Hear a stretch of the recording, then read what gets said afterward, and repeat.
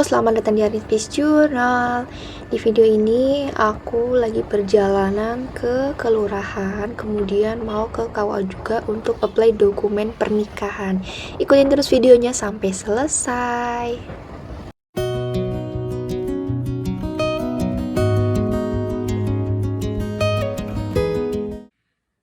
Kemudian ada beberapa info yang bakalan aku infoin untuk mengenai tahapan dan dokumen apa aja sih yang dibutuhkan. Mengenai tahapannya sendiri, kemarin tuh aku pertama ke RT RW dulu untuk minta surat keterangan atau surat pengantar menikah. Kemudian surat tersebut kita bawa ke kelurahan. Untuk dokumen apa aja yang dibawa itu kemarin aku bawa ada KTP, KK, kemudian akta kelahiran, ijazah terakhir, kemudian KTP orang tua. Misalkan orang tua salah satu orang tua kalian sudah meninggal, kalian juga bisa menyertakan surat kematian. Kemudian ada akta nikah dari kedua orang tua. Jadi itu dari mempelai perempuan, calon mempelai perempuan. Kemudian untuk dokumen apa aja sih dari calon mempelai laki-laki? Itu ada KTP mempelai calon mempelai laki-laki dan kedua orang tuanya. Kemudian ada kartu keluarga atau Nufus Kayat Ornei. Kemudian ada akta kelahiran atau Dum Belgesi. Kemudian ada surat rekomendasi yang didapatkan dari kedutaan besar. Dan ada satu lagi dokumen dari calon mempelai laki-laki yaitu pasport, guys.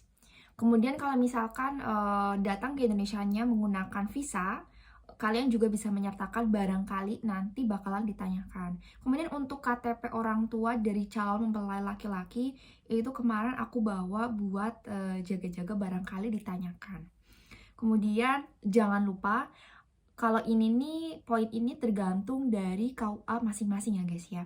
Kalau di daerahku sendiri, mereka itu minta untuk diterjemahkan. Kemudian mengenai surat rekomendasi, apa aja sih yang dibawa, kemudian bagaimana tahapannya, berapa biayanya.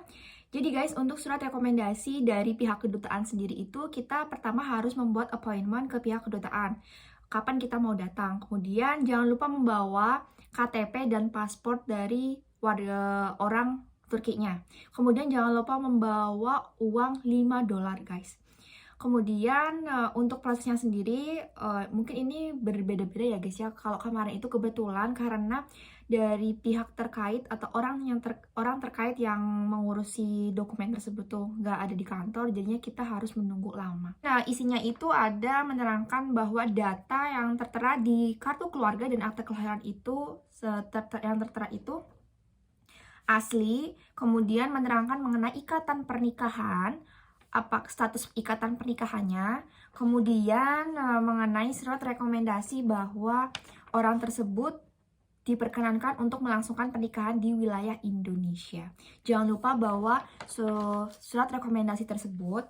Kemudian kalau misalkan kalian mau ngasih ke mana? Mau ngasih ke KUA-nya, jangan lupa untuk difotokopi terlebih dahulu. Baik itu surat rekomendasi, maupun visa, maupun dari Dom Belgesi dan Nufus Kayat Ornei. Karena pengalaman aku sendiri kemarin, dari pihak KUA-nya itu meminta dokumen aslinya. Jadi untuk jaga-jaga barangkali next time kalian membutuhkan dokumen tersebut, jadi kalian nggak perlu minta lagi. Nah, jadi tadi itu pertama kita ke RT RW untuk surat pengantar, kemudian ke kelurahan untuk minta surat N1, N2, N3, N4, kemudian kita baru ke kelurahan, ke KUA maaf. Nah, di KUA itu kita sendiri itu benar-benar dicek datanya apakah benar asli gitu, kemudian diminta untuk semua dokumen yang aslinya dicek. Hai guys, kita udah selesai buat urus dokumennya. Terus buat selanjutnya tonton terus videonya sampai selesai. Yeah. Going to other office again? Iya, mau ke kecamatan buat rekomendasi. Kemarin tuh aku ke kecamatan untuk minta surat rekomendasi. Itu tuh karena aku apply dokumennya itu kurang dari 10 hari menjelang hari H gitu, gengs.